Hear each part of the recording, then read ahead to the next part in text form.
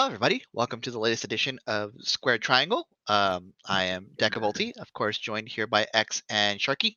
Yep. Hello, good people. It is Elimination Chamber time. It's been a while. 5 matches? Yeah, 5 matches. Royal Rumble moment. So yeah, we had the main event, the men's, the women, and Tag team match.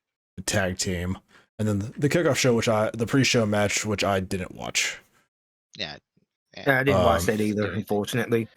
And then there's a very long Grayson Waller effect, which I don't believe, which I also skipped. I'm not here I'll to count watch. it as a match. I'm not here to watch a talk show on a pay-per-view.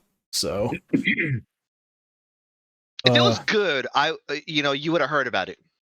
Yeah, But we'll get into that. I skipped that. I was like, we'll get to the points of that if anybody had watched it, but I personally didn't. When they do the divas matches back in the early 2000s and the early to mid 2000s, and people would be like, it's the piss break match. That was the Grayson Waller effect to me. Yeah, nothing of note happened in that other than, a challenge. We'll get to if you want to get to it, but Cody challenged The Rock and that was about it. Mm-hmm. Yeah. Some behind the scenes stuff real quick and make Deca just slightly bigger while he talks.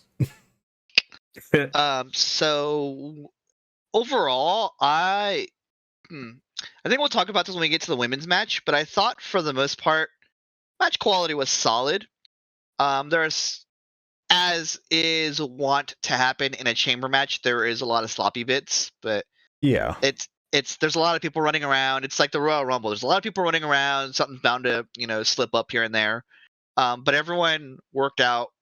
Everyone did their part really well and sold about the way I expected. Yeah. I thought this was very predictable, but a fun pay-per-view.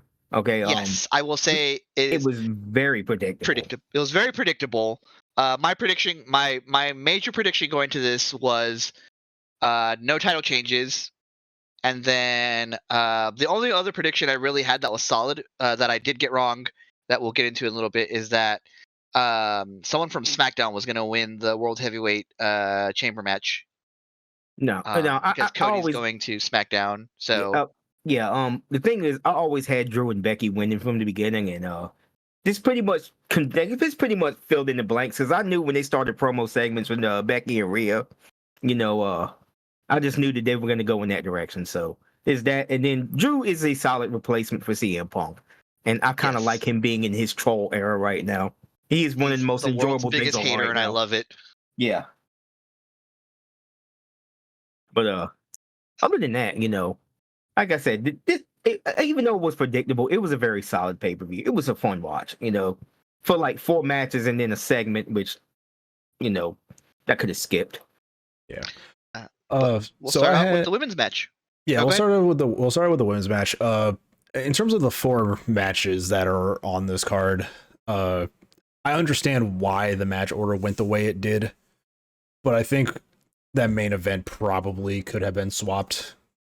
But I understand why they gave it to Rhea in Australia and stuff like that. I just think the finish to the men's Elimination Chamber probably would have been a harder hit to finish the night, I guess.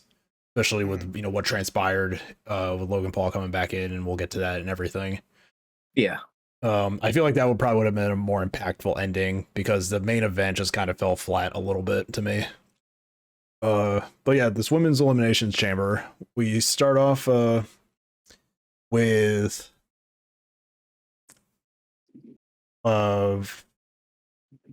Naomi and Becky coming out. They're the first 2 in it, and the other contestants in this match we have Bianca, Raquel, Tiffany Stratton, and Liv Morgan. Pretty good roster, a bunch of experienced people. You have 2 powerhouses in Bianca and Raquel, which is nice. And they do get a little bit of time to show off with each other. Mm-hmm. Let's talk about how much this crowd wanted Tiffany Stratton. Like, this whole crowd was hot for Tiffany. Honestly, strap a rocket to her. Honestly, it was her showing in this for this whole match was great. She was definitely a high point of all of this. I don't know what the plan for Naomi is. I don't either. But I just want to chime in real quick on Tiffany Stratton and how extraordinary this whole run of hers has been. Okay. Yeah. She made her debut. I'm looking at my notes here on November 16th, 2021. That was 834 days ago. 2 short years In NXT. in NXT. Okay. Okay, Roman Reigns' title reign has lasted longer than her professional wrestling career at the moment. And the fact that she has taken She's this off good. She's quickly, this good. Yes. she is this good after 2 short years. Okay, it's phenomenal. I think she has already primed herself to be a main eventer, and I can't wait to see more of what she does. Did she have a background before going into wrestling, or is this her first gig in wrestling? She just came in as a gymnast, I believe. I don't know if she came in on the NIL program, but she was one of the, I guess she was one of the signees, because this is back when WWE signed like athletes and stuff to try to train them to pro wrestlers. And they still do it, but this is one of the more successful outings of that. And yeah, she has a background in gymnastics, which you can easily tell when you watch her wrestle. So I don't know, like for all the shit that the IWC gives WWE for hiring, cheerleaders or gymnasts or athletes, like when they work, they work. They work extremely well, and I think they have Tiffany, it works so well. She's caught fire so quick. They have a long life. They have a long shelf life ahead of them. Yeah, which is one of the reasons you do it, because you want to have that person that's going to be in your roster for the next 10 to 15, 20 years. And the girl's only 24 years old, so yeah, she's got plenty of time to improve. But if she's this good right now, just imagine her like 5-10 years from now. That's my point. Right. And I mean, I think the crowd, either the crowd, influenced the decision, or they knew just how popular she'd be, because Tiffany is third one into this, so they get her right into this match rather than let the crowd wait for it. She is allowed to get a lot of offense in on Becky and Naomi, considering like their status as like veterans and everything. Like Tiffany seems to be dominating both of them easily, like in this match. It's really refreshing to see. They got faith in her. You got to the point of Tiffany using Becky as a weapon to knock Naomi off a turnbuckle, I think. That was pretty good. Pretty funny. That was dope. Honestly, the women's roster looks solid on both shows. Yeah, it is a pretty solid roster. I think they're focusing on the work rate on Raw for women's wrestling, because I think on SmackDown it's mostly like valets. Yeah, I want to ask about something. Want to ask about that too, because I didn't watch the pre-show match. Did you guys do? I know it was the tag team, the women's tag team, like title defense. It was just a regular tag. They didn't further anything with the Bailey storyline at all. No, Bailey was not even mentioned tag team match on this. Like they mentioned it on commentary, but like no real showing on this. Like no, they're not going to do that right now. No. That's for the build for WrestleMania. This is just the basic, pre-show tag team match. So I'm gonna amend what I said, actually, because I said that those mostly valets. The only other women that are on SmackDown that aren't valets are Damage Control, or the artists formerly known as Damage Control, and the Kabuki Warriors. Yeah. So what I was going to say into that is that there's like a little storyline going on SmackDown where the build up to this WrestleMania is like Dakota Kai is injured, and she's like trying to apologize to Bailey, and Bailey just doesn't know who to trust anymore, and that kind of thing. So that's the build. That is the build up towards the match between Io Sky and Bailey. Fair enough. But nothing on as far as this pay-per-view, nothing. Yeah, they didn't do much with him. It was just a standard, title match, a tag team title match. It was just to get them on the show. Yeah, that's it. Yeah. So yeah, Tiffany gets a lot of time to shine in this match. Naomi and Becky really let her, go out for a little bit. We get Liv coming in as number 4. I don't watch SmackDown regularly. I don't have cable. I don't have TV. I don't watch the shows. I just kind of follow things. She seems to go straight for Tiffany. I believe there is a storyline to that. Is there stuff going on between the two of them? Tiffany Stratton had been doing a thing to build up to this, where she's like, "Oh, y'all are old news. I'm the main bitch now." Fair enough, because Liv comes out of that pod and goes right for Tiffany. So she's just a heel. Just needed to smack a heel for a little bit. She's becoming a heel soon, from what I can tell. Fair enough. No. I meant Tiffany. Like Tiffany's just a heel. And Tiffany's she's a perfect heel.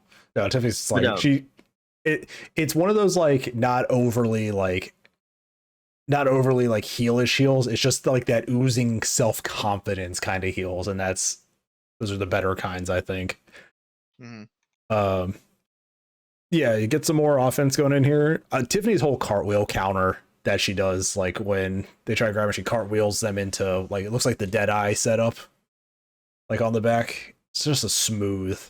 Yeah, that was phenomenal looking. Yeah, she's so good, like at every little movement that she does. Again, only 2 years in this. Like she's this good already. Right. She takes a Bexploder into the wall, and then Becky puts a disarmor like through the chains on Tiffany. That was cool as hell. Yeah, it really was. It was a nice spot. Then there was a really cool like series of spots. It was a like stomp on to Tiffany, and then like a sunset flip power bomb, and then Tiffany eliminates Naomi. At this point, I realized that I don't think they have a plan for Naomi. They just brought her back to get her back. So she's just there The plan is be with her husband. Yeah, she's just taking part of these matches to give them some flair, but I just don't feel like there's a clear path for her right now since she's come back. Not at the moment, but I think they're coming up with something here. But for right now, she's only been with the company for like a month. Give it time. Yeah, she just got back, so I'll let it slide for now. Yep. You know, after WrestleMania, like the thing is, after WrestleMania, if nothing's come up, then yeah, you know, we gotta hope for the season reset. Yeah, exactly. Then right we now, have it's not much to worry about. Yeah, number 5 we have Raquel. Raquel's back after her whole health issue that she's been having. The crowd, it turns on her real fast the moment she starts beating up Tiffany Stratton. Crowd turns on Raquel so fast once she gets to my favorite part about performers in general is that they listen to the crowd. So you know, when if someone comes in with like a full head of steam and starts beating on the heel, and then they start booing, they switch those roles real quick at least for in that moment. I think that's just the freedom they have now. Like they don't have to follow a lot of stuff, I guess, by the book like they used to. Not overly produced. Yeah. There was a fun little moment of Raquel getting teamed up on, and then all 3 women try to pin her, like as a pile, just to get her out of the match. And it just it turns into a very standard elimination chamber of just, you know, people targeting each other, just general wrestling, you know, outside the ring on those metal, like the metal, like outside. We then get Bianca at number 6. Again, she goes right for Tiffany. She does the little like marching with Becky held up in the vertical suplex, which I thought was a really fun spot. Again, Bianca is Bianca is crazy strong. Yep. That's like the real strength. Like you see bodybuilders who like have a nice shape. Like Bianca is actually strong. She reminds me of Claudio. Like she is just pound for pound strong. Like without being overly like physiqued, you know. Man, I think for the last couple of years, that's what I've been comparing her to is Claudio as far as. Because Claudio is he's a built guy, but he's not like overly like muscular. He's a weird. He's a strong, like fearful, lean, like strong. Yeah.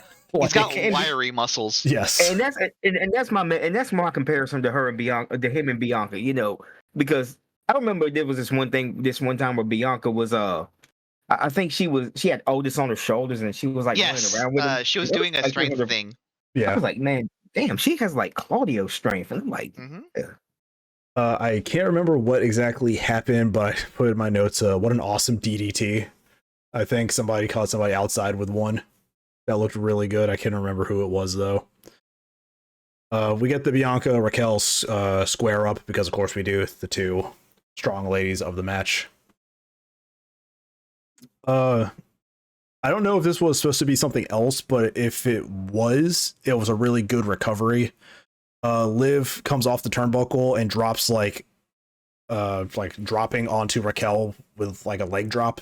I guess she was trying to go for a stomp before maybe something changed up. Yeah.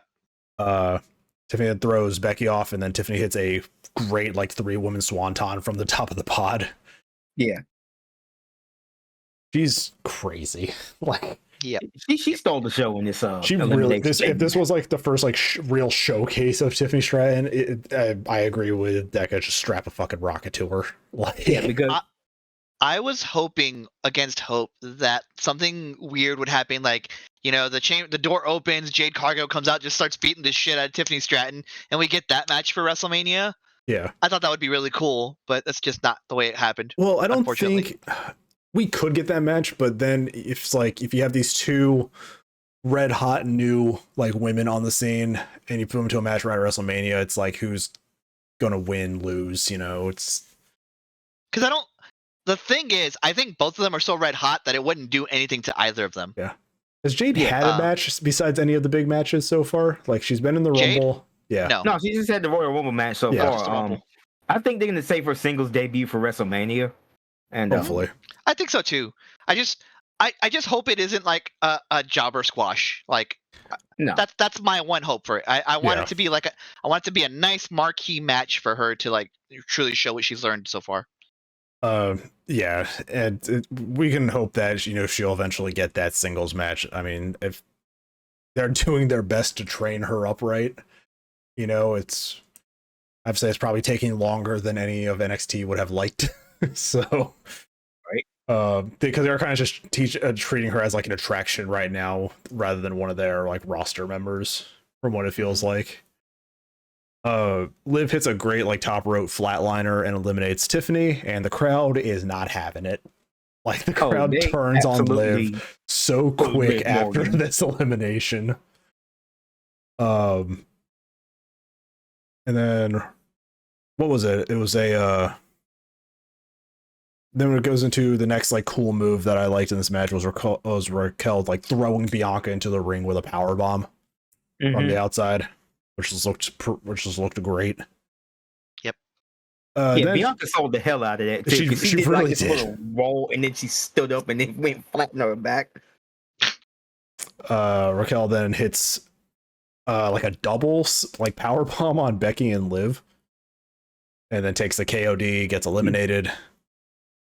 I did make a note here that these last three have great chemistry. I didn't notice anything like real sloppy between Becky, Liv, and Bianca as a trio in this match. Like, they were taking their time and really like letting it simmer a bit. Something I've noticed about Liv Morgan is she can literally work with any like superstar on the roster, and she just makes it work. Yeah, it's one of my favorite things about her. So having her there with the two, she's gotten so much better. Veterans.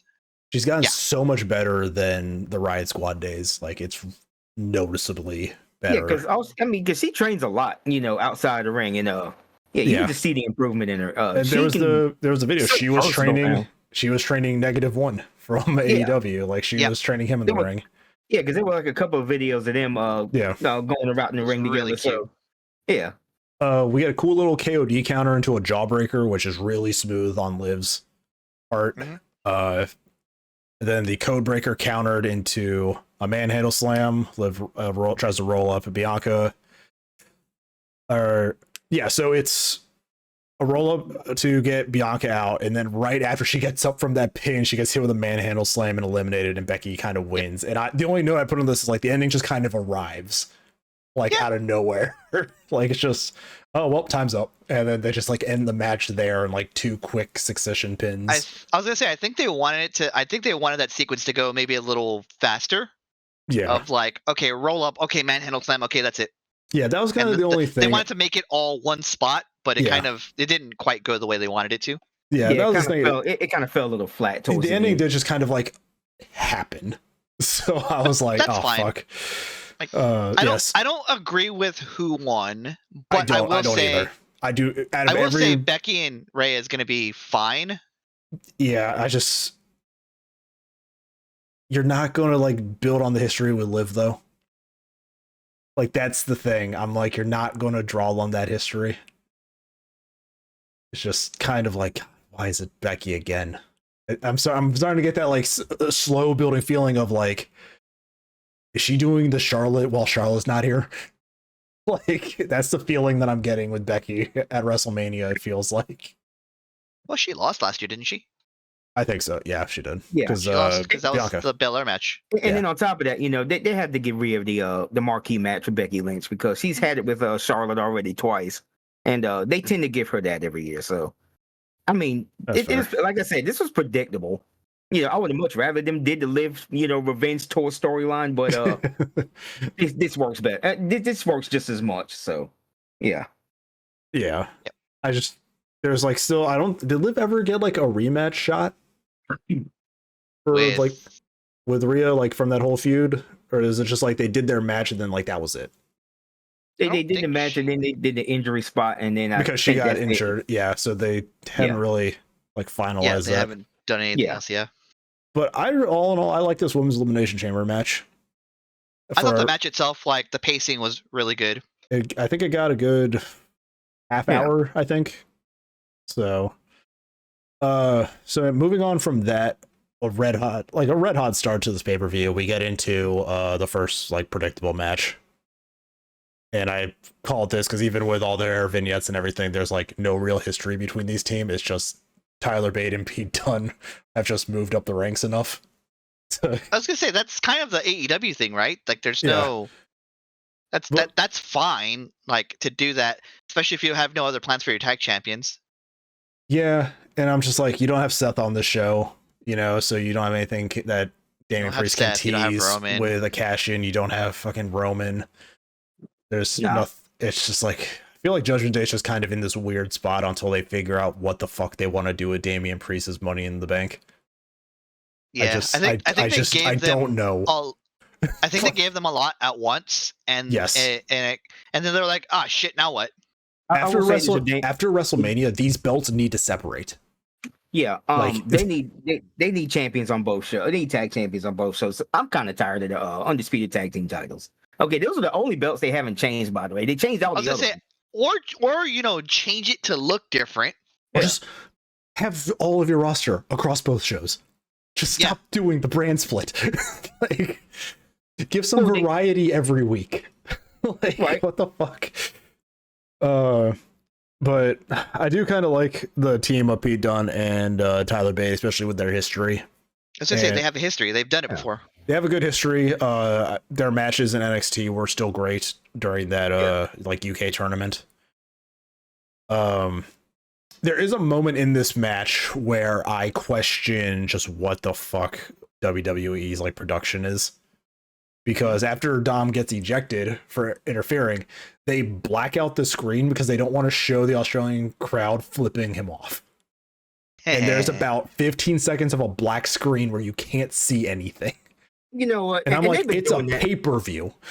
Yeah, they've been doing it a lot lately because they do it a lot in NXT because I remember there was a segment with Carmelo Hayes and they had to pretty much block out that whole part because the crowd was telling was saying fuck you Mello to the point where it was Yeah. heard on TV. Like, so you but cannot it's you cannot control the crowd at the like Yeah. you can't. You can lower their mics, you can do whatever.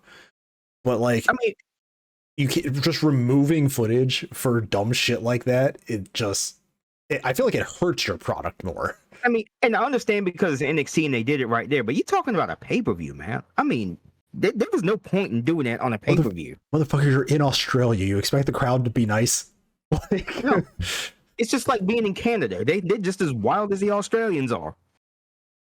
yeah, so like getting into this, that's the point of this match where I was like, what the fuck am I watching? Why did they black out the screen?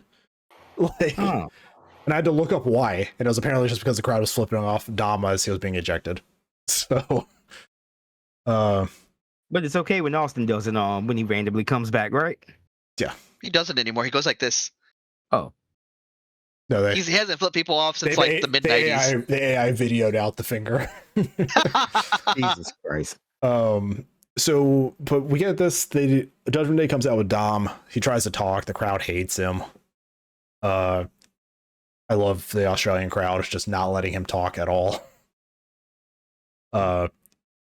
I'm wondering how long they're going to let this last before they're like, okay, we can't have him try to talk because it's just never going to work. I want him to do a thing where he just holds the mic up, they boo, pulls it back, holds the mic up, they boo, he pulls it back, holds the mic up, and then just throws it. And and the boos get progressively louder as he does it. Yeah. I do make a note here. It's just like, why does he have the briefcase if it's just not going to have like a factor tonight? Like, why even waste bringing it out? Just one of those, like, just dumb decisions. Like, oh, here, remember we have this, and it's like we know he has it. It's just there's nothing to play it on in this pay-per-view. You don't have to bring it out. Yeah, Like, it's becoming more and more obvious that he's probably going to cash in at WrestleMania in the World Heavyweight Championship match. Because he's going to screw somebody over. And I don't think they're going to put Cody's going to hold that belt for 5 minutes. Yeah. They're just like, hell no, we're not giving it to you, buddy. What the fuck you mean? That would piss so many people off, by the way, and I would be here for that Twitter explosion. Oh my god, it is so good. Yeah. So the crowd's not having it, and then Pete Dunne and Tyler Bates aren't having it, and they throw Dom out the ring, and then the match starts red hot with Tyler Bate and Finn in the ring after pretty much getting jumped. This match starts real fast. Like, even to the point that, like, 30 seconds into this match, Tyler Bates hitting a running shooting star press on people. Which, athletic as fuck, I'll give him that. It does start to slow down a bit, though, and it just turns into your standard tag team match for the most part. You have Dom having shenanigans, he gets ejected. You have Tyler Bates spinning and throwing Finn, which I thought was really funny. Mm-hmm. Like, he actually just chucks Finn Balor across the ring. And then he spins Damian Priest, which was a pretty good spot, too. Mm-hmm. They really let Tyler Bates show a lot in this match compared to Pete Dunne. Because I think we're all used to seeing Pete on TV, and Tyler Bates is now getting his, time to showcase. There was a funny little moment when they're both punching Damian Priest, and they both do like a little fake out, and then both hit him with the other hand. which I thought was really funny. Then they hit one of the moves, the Birmingham. Yeah, the Birmingham. Which I face-palmed a bit, and I'm like, God, such a dumb name, but damn it was Englishman. great. Like, the Englishmen are taking my Japanese finishing move. Yeah, but it then turns into, as you would expect, Damian Priest gets control, slams him, Finn hits the coup de grace, gets the pin, and Judgment Day retains as we move closer to WrestleMania. All in all, pretty decent match. I think this one went probably about 15 minutes. 17 and change. Yeah, 17 and change. Decent length. Got to showcase a lot of Tyler Bate, which is nice. I'm glad he's finally out of NXT. He's been there for 7 years. So he's been about 7 years. It was about time for him to come out. Not to mention NXT UK and all that. Yeah. So yeah, this was a decent tag team match. Pay-per-view, probably not one of the better tag team matches on a pay-per-view lately, but it did its job of at least keeping eyes on, Tyler Bate and Pete Dunne as a tag team. I skipped the Grayson Waller effect as we talked about, so anybody have any notes for that one? Do what? Anybody have any notes for Grayson Waller? Okay, a few quick notes. Some fan had a Die Rocky Die sign out there. Nice nod to the 90s. Austin Theory talked about Vegemite and how much it sucks for whatever reason. They introduced Grayson Waller.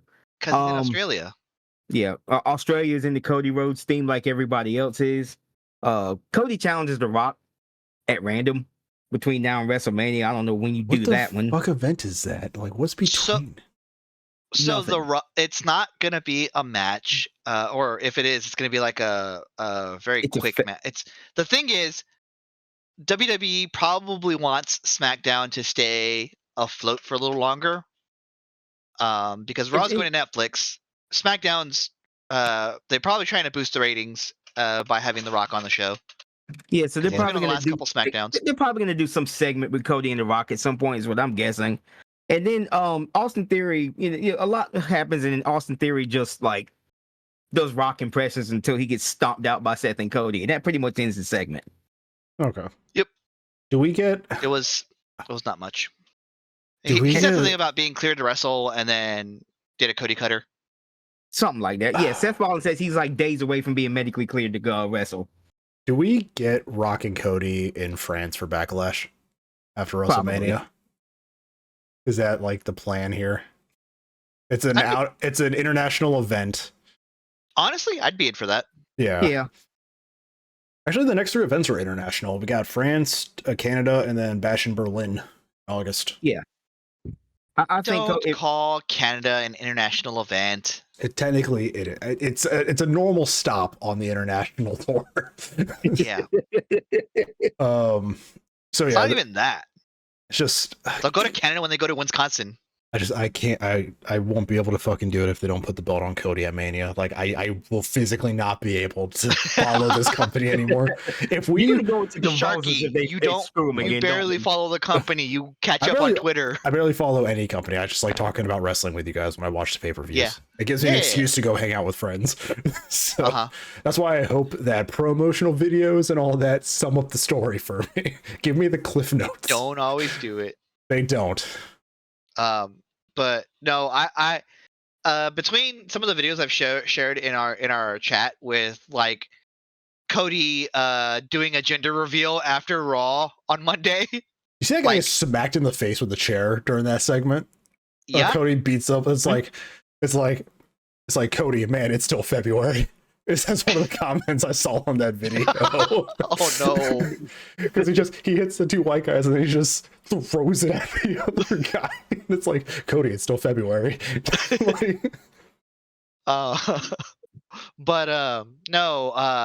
Like after Raw, he fully does a gender reveal. So I think he's the guy that they're gonna put the eggs in the basket in next. Yeah. So I think Roman needs a long vacation. Yeah, because he's becoming the ultimate babyface. He really is. And he's one step away from going to a convention and kissing a baby on the forehead. Yeah. It's funny, he's the Luger that they wanted Luger to be. Yes. I think at this point. Like yes. Thinking about it, I'm like, they tried to make Lex Luger this big, perfect baby face. He had the the tour across America and everybody hated it. And now it's like we nailed it with Cody. He slammed Yoko on like a USS on an aircraft carrier. USS battleship on the aircraft carrier, and then they went on this whole bus tour with Luger, and I'm like, went nowhere. And then the motherfucker shows up on the first episode of Nitro. It's like, fantastic. God, but yeah, they're doing like that now. That's what it is. I hope it's Cody, man. I don't know if I can do another fucking build up to WrestleMania. No, we can't.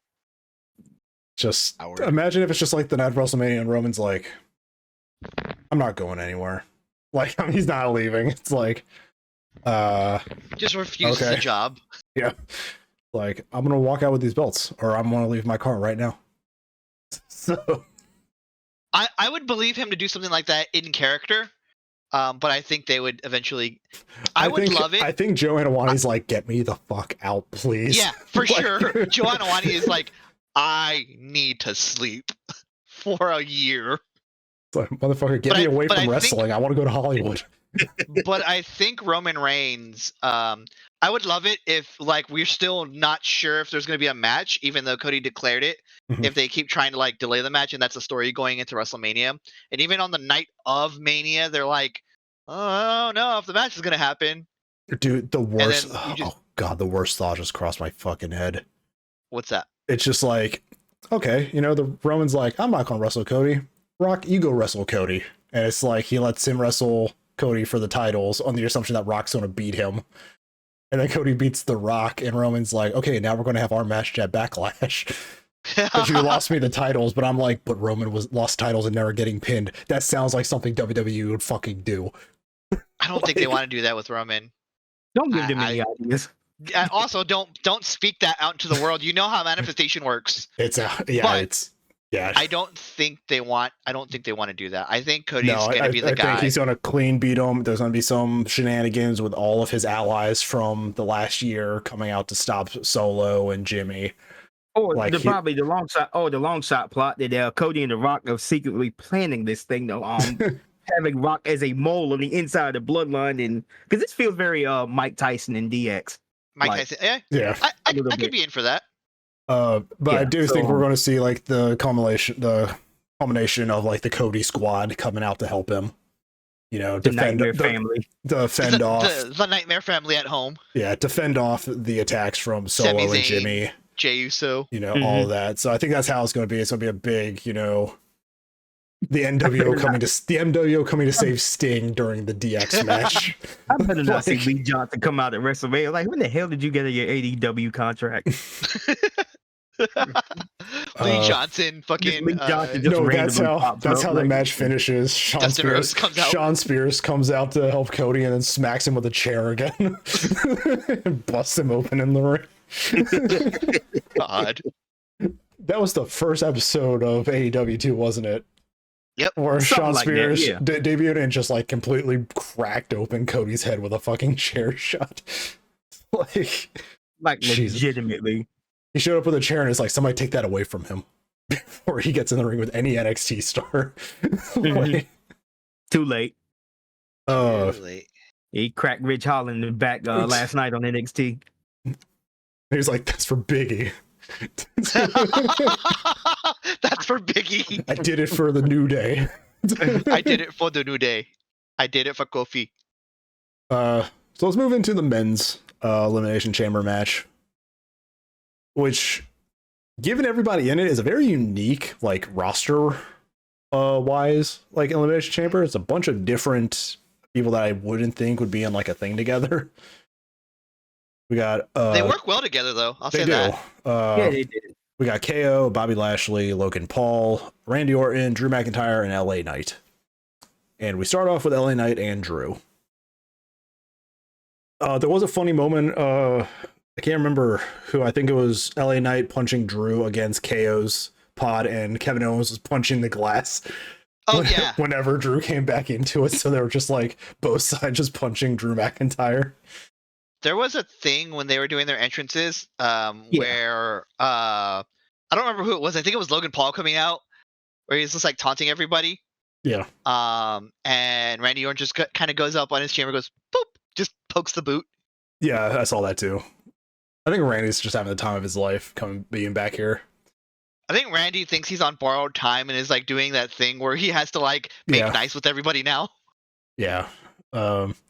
So this crowd is really hot for LA Knight, which makes sense. LA Knight is still a very hot property in WWE. They just need to do something with him at this point. Yeah. So we had a nice little back and forth with him and Drew. KO is the third man coming in. I didn't have a lot to write about this match between like a lot of the entries because this wasn't like a really spot heavy match. No, it was just people just- working well together. Yeah, there were a few cool spots when they did happen, but it did just kind of turn into like a multi-man brawl, like the Elimination Chamber usually is. Yeah, I know. I really felt like that was kind of surprising that they didn't do a whole bunch of big spots in the men's match. That's what kind of made it unique to me because normally in years past they would have at least one high flyer in there to jump off the pod and do all that other stuff. But I just thought that was a really nice touch, Yeah. for them just to keep it the A way it different was. style. Yeah. Keep it fresh. We do get Bobby as the fourth man, and then Randy as, I believe, the fifth. Randy is taking a lot of back bumps, and even though he may just be selling well, I am concerned about, the back surgery that he had to go through. That was like some Dolph Ziggler levels of selling over the course of that. So I feel like some of it might have been like at least not heavy pain, but like some discomfort. I mean, Lane, like he's still taking these hard back bumps on a repaired back. It's just kind of like, my guy, you don't have to do this for us anymore, please. Yeah, I was like, yeah, and maybe they should chill out a little bit with Orton on that. But man, he sold that really good though. Like, He I did. was legit concerned about him. It was very remarkable that he was very good at selling that. Made me root for him when he would hit an RKO. If I And I think that was the end goal. Yeah. I think there was a moment of KO and Logan Paul continuing their feud. And then Bobby Lashley puts KO through the pod, and Logan Paul's kind of laughing at it, and then Logan Paul gets speared through a pod by Bobby Lashley. Bobby really looks like a monster coming into this still. I guess after everything that's been going on with him and the Street Profits and Cross's new faction, I guess they've been feuding. That's probably going to be a 6-man tag for WrestleMania. The direction that's going right now. Because I did know that Bobby had a repaired elbow because of an attack or something. Yeah, he got attacked by what the hell is that guy? The Final Testament. They attacked him on SmackDown, I think, last Friday, and they injured his elbow. And that's why he was all taped up going into Elimination Chamber. You know how I know that these tag teams are probably story written by the same guy is that they probably have like naming scheme that works, because we have Final Testament and Judgment Day. And I'm like, this is from the same motherfucker backstage, isn't it? Yep. I wouldn't be surprised if it wasn't. It's like this man has a plane and he's just bringing it in. There is a moment in this where I guess after getting spearing Logan Paul through the cage, Bobby Lashley's holding his elbow. He might be just be selling, but he does kind of let out almost just like a casual, like, oh fuck, and they have to censor it like on the actual. They were late on that censor button. They were late. Yeah, they were about 3 seconds late on it too, but I did notice it. And then as he's turning around, he just eats a fucking claymore. Drew and these claymores just come out of fucking nowhere in this match. They're really good. It's a theme for this match. Yeah.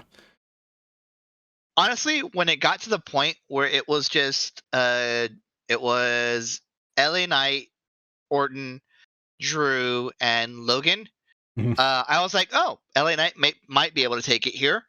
And then he gets eliminated. I was like, all right, it's just Drew. Yeah. So Bobby tries to put in, I think, Logan Paul into somebody into a hurt locker. He eats a claymore, gets eliminated by Drew. LA Knight then takes control until AJ Styles arrives, and then beats the shit out of LA Knight with a chair. He's coming for Drew McIntyre's biggest hater award. That's fair. No, right now it's for WWE's Hater of the Year 2024 award. It's a 3-way race between Drew McIntyre, Carmelo Hayes, and AJ Styles. Fair enough. If you watch any NXT, you'll understand why I threw Carmelo Hayes in there when it comes to Triple Williams. I will say that because of what happens in this match with AJ Styles and the chair, I can't wait for the WrestleMania match of the winner gets to keep the 2 initials in the 6-letter last name. Yeah. LA Knight, AJ Styles. It's like, oh god, they're not taking last names. They're now just giving them initials. So we get to that, and then it is KO gets eliminated by Randy from a very surprising RKO. So yeah, it was Randy, Drew, Logan. Yeah, Randy, Drew, and Logan as like the final. The final 3. The final 3, which is very interesting. And I started fearing, I was like, oh god, they're gonna give it to Logan Paul. Like that was my thought. I was like, no, it makes more sense for Drew McIntyre at this point. When I hope they pull the trigger on him as well at WrestleMania. I'd hate to see him build all this up and then just lose to Rollins. Just like, well, Drew, you're never going to be their guy apparently. So. Who has been their guy? Drew was their guy during the pandemic. And just give it to him again while there's a crowd. Like, just give him a crowd. Oh, I think they will. And then they're probably going to have Priest cash in on him. Probably. Trying to resume their and then all of 2024, the rest of 2024 will be Drew and Priest until next WrestleMania. So, yeah. I'd be in for that. Yeah, I mean, they're both great performers. Mm-hmm. There was some stuff happening with Randy and Drew. And then suddenly just Logan Paul off the top of the pod, which was another good work of the camera, not really catching that until it happened. Paul gets eliminated by Randy, and then it comes into Drew and Randy until the refs don't close the door fast enough again, and Logan Paul shows up and punches Randy in the face with the brass knuckles. And boom, we got Drew winning this Elimination Chamber. And just that finish alone, just like the energy of that finish, makes me feel like this probably would have been a better main event. But again, I understand the personal reasons to why they did not Nobody was going to main event other Nobody than was Rhea main Ripley. eventing besides. Nobody was main eventing this Nobody's except main Rhea. Rhea Ripley. But This was her first of 2 WrestleManias. This was her Yep. personal WrestleMania. She has WrestleMania 2 in like 4 weeks. Yeah. And the thing that gets me about this Rhea Nia match we get into, unless you guys have anything else you want to say about this Elimination Chamber. I thought the men's chamber. I thought both chamber matches were well constructed. They were like very as far as like well paced, the workers, well paced, well constructed. You know, everybody was kind of on point for these, so very good matches. Good matches. I don't necessarily agree with who won, but good matches. No. Yeah, like I said, these were very predictable, but at the same time, they were very entertaining. Elimination Chamber matches. This was just the pay-per-view to fill in the blanks, and I get it. Still, I appreciate the fact that they put on the effort, though. Yeah. Then we get to this main event of Rhea Ripley versus Nia Jax, and Rhea is the hometown heroine here. Like, this crowd just completely loves Rhea Ripley. And I'm happy that they were able to do this in their, home continent. And it's just great to see. She's definitely the babyface going into this. And we get to a point of, I think, contention that we had in the Discord where you guys were talking about Nia Jax improvements and all that. Even with those improvements, I still just don't care about her as a wrestler in this company. She wrestles better, yeah, but I just don't care about Nia Jax. No, but I will give her her respect when she needs it. This was her best match of her career, by far. It was. And you can tell that Nia Jax has been putting in some work while she was away from the company. Because she came back, the mistakes are less. She's more fluid in the ring than she was before. I think she finally gets it, so I'm not going to give her any flack at all. I'm going to give her flowers. People can disagree with me on that subject all they want. I don't care. I'm enjoying her right now. She's been probably on a fantastic run. And I'll give her the respect for that. Yeah. From the Royal Rumble, they've built her up to be like, she's the powerhouse of the division again. At least until Jade Cargill arrived. But like there were moments in that match too where like even Piper Niven was giving her like trouble in terms of like an equal. So when this match went on for most of the start of it, of Rhea looking like she was so weak against Nia, I'm like, this is not helping Rhea at all. Like, we've been shown like Rhea's like this dominant female wrestler, and like most of this match, like Rhea is just looking weak to Nia. And I just didn't. It was just one of those things where I was like, this match feels off for some reason. No, it's just them building the monster in Nia. That's all it is. They built her up for months to be this monster powerhouse, and that's exactly what they were showcasing. Rhea kind of got relegated to playing the babyface role here when she's been the dominant heel for most of her title run, and I get it. It was just a one-time thing, so I don't think there's too much to be concerned about. I mean, there was a nice display of power where Rhea was able to fireman carry Nia Jax and then like drop her onto like a turnbuckle. Mm-hmm. So like still shows like Rhea is still physically strong. Like she is a very scary woman. Yeah. I wouldn't say any of the things I said to her face because she would crush me. So well, But this, I guess, just like for what this match was, it didn't really, I guess, do a lot as a main event for me. This was a very traditional like heel versus babyface match of the heel having most of the offensive and then the babyface coming back and getting 10 minutes, I think, for this one. It didn't feel overly long. I think it might have been 10 or 15 minutes. Well, I'm completely wrong about the time on this. No, it wasn't wrong at all. It wasn't long at all. Yeah, that's not long. 15-ish. Like, 15. 15. It was long. It was as long as it needed to be. Yeah, it wasn't long at all. And then I had made a note here. Nia's finisher is literally just sitting on her opponents. Yokozuna. Like that's what he did. They called it the Annihilator, and I was like, "Oh my god! Somebody get a fucking rename her for a few of these moves, please." She hits a sweet Riptide, does her signature pin, which visually looks hilarious with Nia compared to like all the other women she's pinned in that fashion. Yeah. And yeah, crowd fucking loves it. Big celebration. It was internationally, it's interesting because like you have to you want the crowd to go home happy, so they'll talk about it when they get home. So strategically, this was a great idea to put Rhea at the end, have her main event, and she getting outside of the Australian mindset, it was still a solid match. It was a good match. Do you feel like 10 minutes? Not bad at all. Do you feel like 10 minutes of the Grayson Waller effect could have given this match more time to like be something? Do you think you would have wanted 10 more minutes of that? Is my counter argument. No, because I don't think they could, as a duo, come up with anything more interesting. I think while Nia is strong, I think she's very limited on what she can do. I guess for size wise, she's not going to be able to do a lot of big spots or anything like that, or go outside the ring like spot fashion, anything like that. So I think with the partner she's had, I think this was it. If it were me, I would have actually had the Grayson Waller experience on the pre-show and had the Kabuki Warriors match on the main. This could have been a Kabuki Warrior thing, or like something. Why are we spending 20 minutes on a talk show? At least like Cody and The Rock fight during it.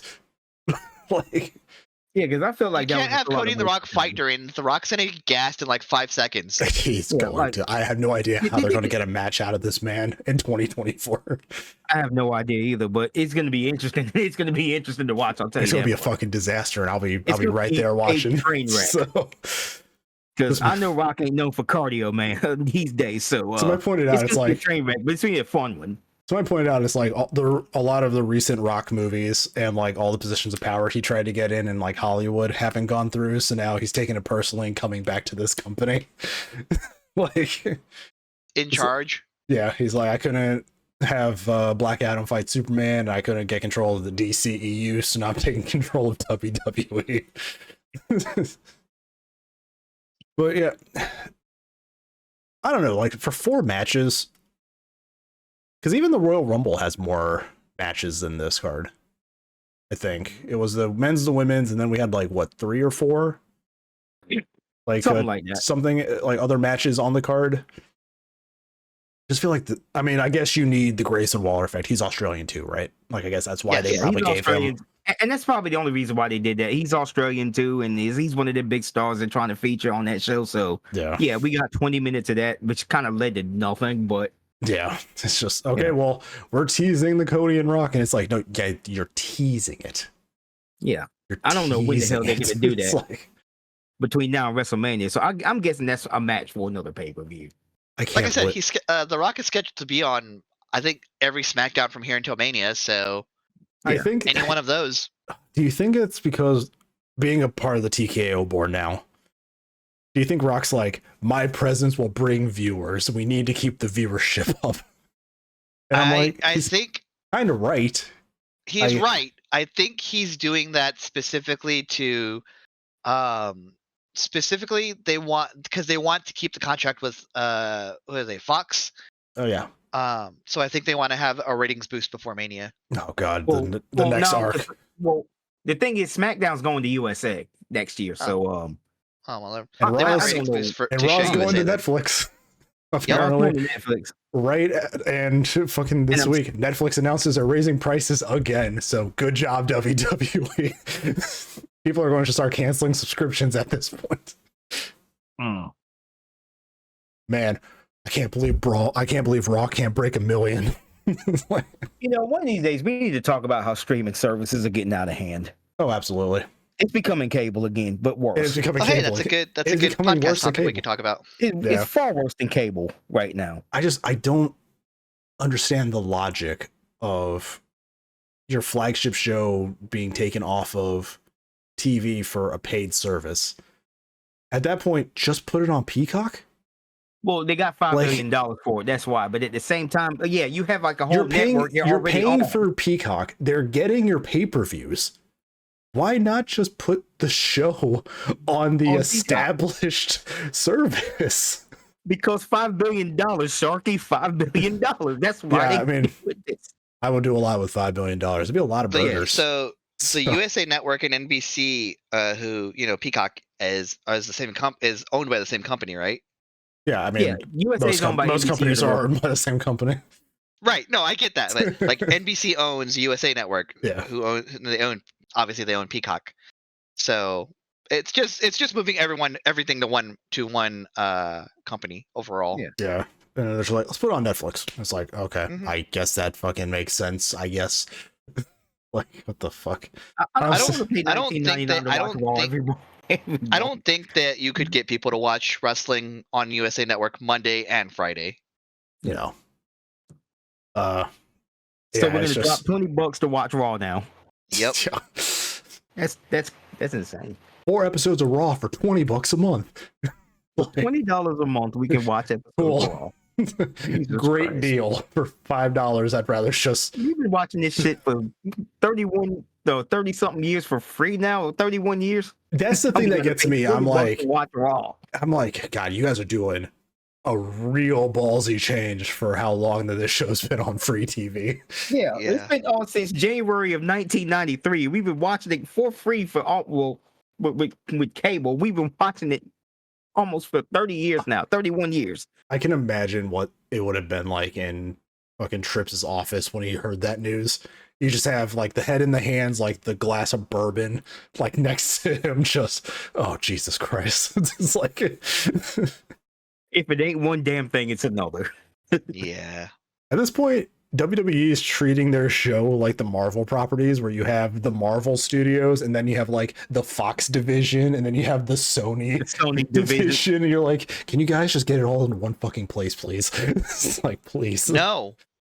They want you to spend money in all of those services. Yeah. And we're leaning towards the Sony division at this point, and I'm not liking it at all. Yeah. I really don't. But yeah, a passable pay-per-view. The lows weren't like overly low. I didn't like the card coming into it, but I think they made it work. Yeah. I like the chamber matches. I didn't like the namesake matches were good. Yes. Yeah. I didn't like that, and I still don't like that they're the last few years they've been using the Elimination Chamber to be the other number one contender for WrestleMania. I don't like that because that makes the chamber matches, that devalues them. Yeah. I mean, in my opinion, they've devalued their world titles. They've made a consolation prize title because the other one's hostage by a guy who's here once a week. if we're lucky. Oh. Like, it's just like, oh shit, we've booked ourselves into a corner with both of our titles. Make a new one. Just get them separated, or just get rid of the double up titles. Just do your entire roster across your brands. Just make it make sense at this point. Just stop, look over everything, just make it make sense. You know, just at least Sean Spears is going to add to it. Like, he's here. Also, have you guys seen the videos of Dragunov's training? No, and, like, the weightlifting. This man is fucking crazy. Like, I don't think anybody's told him wrestling isn't real. Like, he was doing he had like a 40, like the large, like 40-pound weight, like on his back doing one-handed push-ups, and I'm like, this man is going to kill Dijak. It's like, this man is killing Dijak when he gets into the ring with him. Yeah, Ilya Dragunov is slightly insane. He absolutely. Really I cannot wait to see him versus Gunther again. Slightly crazy at all. So yeah. Also, we got right into the show without mentioning it. As we record this today, we have gotten the unfortunate news that I need to remember his name before I insult him. I believe it's Mike Jones. Virgil, who was on a pay-per-view that we covered for a viewer request a while back. The moment he turned on Ted DiBiase to a huge crowd pop. Unfortunately has passed away today, I believe at the age of 61. I also believe I saw a post that also today, Ole Anderson has also passed away.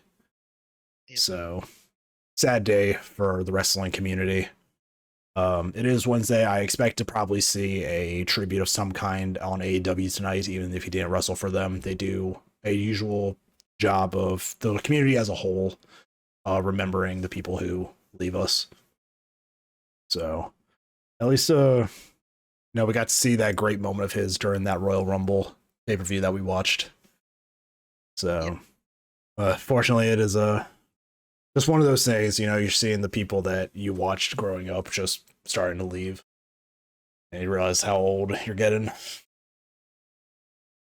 But as always, our thoughts are with the families of those affected, all that. Yeah. And sorry to end it kind of on a somber note, but we did just kind of get into talking about the pay-per-view today. So, you guys have anything you want to add to this before we, I believe, have Revolution next week? Yeah, next Sunday. Next Sunday, week. so we'll be able to talk about that. And then That's we have amazing. WrestleMania right after that, or the month after. I think those are our next two events that we have coming up. The two, yeah. Get your pen and paper ready. We got 2 nights of WrestleMania to cover. It's gonna be so long. It's gonna be a long episode. Yeah. You heard it here. We have to do we're doing the long episode. If you're watching on YouTube or on any of the audio mediums, find the YouTube video and in the comments, let me know if you guys would be interested in not a streamed like video feed of it, but a watch along of Revolution over on the Twitch channel. I can probably set that up to do that with viewers if they want to come by and hang out with me on the Twitch a bit. So see if we can get interest in that.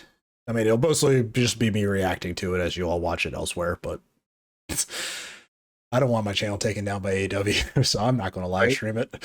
So, has a gun to your head. Blink twice. Blink twice. Yeah, March 3rd. So that is fucking this weekend. That's 4 days from now. Sunday. Sunday. That's 5 days from now. This is the final week in the wrestling career of the legendary icon Sting. It is Sting's final match before his official retirement. I'm glad he got to go out on his own terms this time. His career was kind of in limbo after his injury in WWE, but to see him have such like a full year or two here, it seems like he has just so much fun, like wrestling. He retired. No, forget. Maybe I don't remember this right. He retired in NWA, or was that just in WCW? I can't remember his first retirement, but then he did the whole TNA run. He did the TNA run. No, he didn't. He didn't let them buy his contract, so he just kind of left, and then TNA hired him. Then he wrestled Rollins, got injured, had to do a retirement because they wouldn't allow him to wrestle. He got checked out. They were like, "You can wrestle," and he was like, "Okay, I'm gonna jump off this balcony now." So and then did that every other pay-per-view. And they did that every pay-per-view. Had a time of his life with Darby Allin as like his little sidekick. His little Robin. Crazy to think that like Darby's only half his age and not like younger. Darby's just like 30s. I'm surprised Darby isn't in a wheelchair yet. It's like people saying that Orange Cassidy is people being surprised that Orange Cassidy is like in his 40s. So it's really funny when we talk about Darby Allin and him like not being in a wheelchair, because every interview ever he's like, "Oh yeah, I'm fine." I'm like, "Did you turn your headphone mic on, or I think you're, huh? Are you going through your webcam right now, or is it your headphone mic? Because you're like, yeah, you're kind of like muted now. You're radio. You're like radio voicey. Yeah. Let me find out for you. Tech issues at the end. Tech issues at the end. Gotta love them, right? At least my face cam held. Yesterday on stream it froze, so I was like, I'm glad it's actually working now. Yeah. No, I'm on here. Okay, there we go. It wasn't too far. I was kind of here like a distance. I was saying that it's really funny that you see Darby Allin like swears up and down, "Hey, I'm fine." Like, America, I'm fine. But I'm like, buddy, I think you protest a little too much. It's like Darby goes out there and it's like, what can I survive today? Like, it's not what can I do, it's what can I survive. But yeah, it's his last match this Sunday. That's gonna be fun. We'll have another episode recorded for you guys next week. Then we hold out until WrestleMania. So The biggest WrestleMania of all time. The extra long two night in one podcast session. Extra large WrestleMania. And that's so funny because it's just WrestleMania XL. I even made that joke with my friend Josh. I was like, WrestleMania extra large.